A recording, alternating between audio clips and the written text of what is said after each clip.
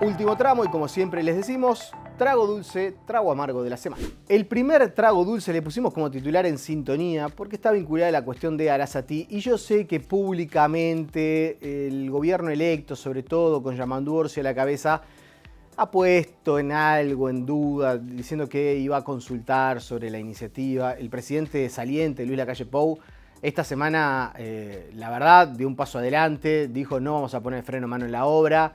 Habló el ministro de Ambiente, Robert Bouvier, explicando la autorización ambiental que se había dado a Arasatí. Y la información que yo manejo, y esto obviamente me hago cargo porque es una información periodística, es que en el gobierno electo tampoco hay una intención de frenar la iniciativa del gobierno saliente. Algo como ustedes sigan para adelante, que nosotros nos hacemos cargo, avanzamos, no le vamos a poner un punto de pausa ni mucho menos. Es más, la información que yo tengo es que el gobierno entrante está pensando en la obra de Arasatí y también reflotar la de Casupá. Creo que eso engloba de alguna manera lo que está pasando por estas horas. Hay sintonía entre el gobierno saliente y el gobierno entrante de encontrar una solución, por más que pueda ser objetada por algunas personas, incluso desde la academia, pero el principal objeto que se le hace es el tema del financiamiento. Y lo que nos va a terminar saliendo y cómo se va a manejar. Bueno, se disiparon algunas dudas y yo insisto, hay sintonía entre el gobierno saliente y el gobierno entrante en torno a las obras que hay que realizar para abastecer de agua potable a buena parte de nuestro país y sobre todo evitar que ante sequías que antes eran mucho más esporádicas en el tiempo y que ahora son mucho más frecuentes, bueno, no pasemos lo que pasamos, insisto, hace no tantos meses con la escasez de agua potable en la zona metropolitana. El segundo trago dulce está vinculado a lo que hemos venido atravesando durante todo el programa, ya les decía, como una especie de línea de tiempo, ¿no? Conversamos con el director del INE, conversamos con operadores inmobiliarios y ahora voy a hacer mi propia reflexión. Esto de Maldonado crece como el departamento que está viviendo, decía Diego Aboal, un fenómeno parecido a lo que pasó en Uruguay a principios del siglo XX, ¿no? Desde aquella época que no se daba un fenómeno demográfico como el que se está dando en el Maldonado de hoy. Y esto es bien importante, plantea desafíos y sobre todo plantea oportunidades. Sería buena cosa que el sistema político se pusiera a mirar en fino los datos que arroja el censo.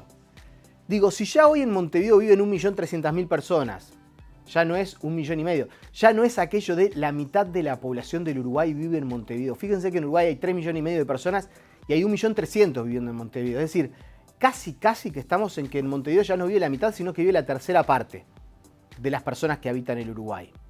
A eso hay que sumar que Canelones, por ejemplo, que antes se decía, no, en Canelones vive la tercera parte de la gente que vive en Montevideo. Fíjate vos, vive 1,5 millones de personas en Montevideo, 500.000 personas en Canelones.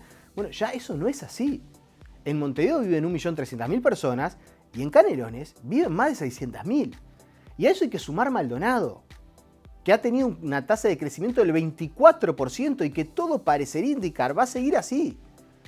Entonces, de una vez y para siempre, el sistema político de Uruguay tiene que empezar a saber leer estos datos, dotar de mejor infraestructura, repensar el sistema de transporte. Ya el área metropolitana, como decíamos con Diego Boal, no es Montevideo y Canelones. Ya hay que incluir a San José, hay que incluir a Maldonado, hay que pensar en un transporte rápido entre Maldonado y Montevideo.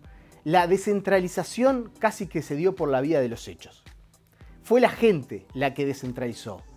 Montevideo la expulsó, Canelones, Maldonado, San José recibió a esas personas. Bueno, ahora es el sistema político el que tiene que ponerse a la altura y reconfigurar un nuevo país que nos muestra el censo y que sobre todo, insisto, nos ratifican que lo que muchos presumíamos en base a la experiencia, lo que hablábamos la semana pasada, la cantidad de basura que se recoge, bueno, eso está, los datos están, son claros y hay que proceder en consecuencia.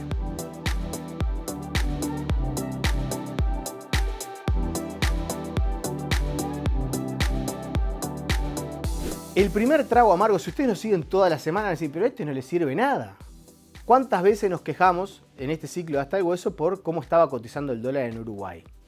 Y el dólar esta semana en particular alcanzó registro que hacía mucho tiempo que no alcanzaba. Máximos de hace 3 años, por ejemplo. Bueno, ha tenido una subida muy repentina y a eso es a donde yo apunto con el trago amargo. Que es verdad que es dulce para mucha gente, lo conversábamos con Santiago Pereira, el sector agroexportador, el turístico, que viene bastante vapuleado. Bueno, son sectores que la verdad se van a ver beneficiados, la construcción ni que hablar, por este dólar al alza. El sector inmobiliario. Un dólar fortalecido favorece a muchos sectores, sobre todo a muchos sectores que generan empleo. Eso es parte de este trago amargo, tiene una nota dulce y es eso.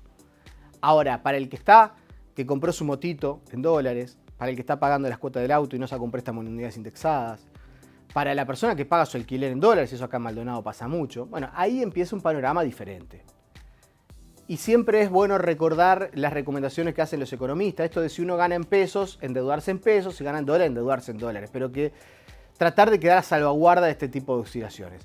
Muy arrastrado por el fenómeno de Brasil, el dólar ha crecido en Uruguay y sobre todo lo que deja esa nota amarga, insisto, es que sea tan repentino y que sobre todo sorprendió a mucha gente que de repente había contraído créditos en moneda americana y que hoy se le está haciendo un poco más difícil pagarlos.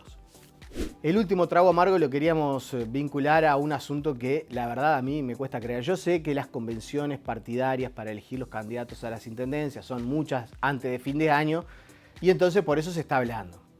Pero esta semana, cuando no pasó, pero nada, ¿cuánto va? De que ni un mes de que tenemos un gobierno electo, que fuimos a votar, que una campaña del hastío, otra vez estamos con el tema político.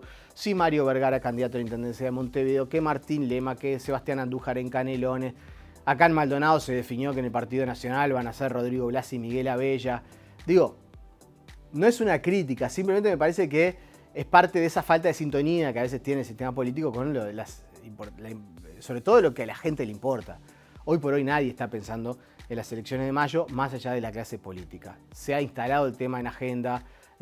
Ovaldía que dice que no va a ser candidata en Montevideo. Digo, me pareció mucho para lo que es esta semana. Yo entiendo la explicación, pero insisto, me parece que la gente está totalmente en otra sintonía y estos temas deberían manejarse más en núcleos cerrados de dirigentes políticos que promover un debate público acerca de quién va a ser el candidato en Montevideo en Canelones por parte de la coalición o del Frente Amplio. Lo quería dejar como un tono amargo porque, insisto, me parece que la gente está totalmente en otra sintonía.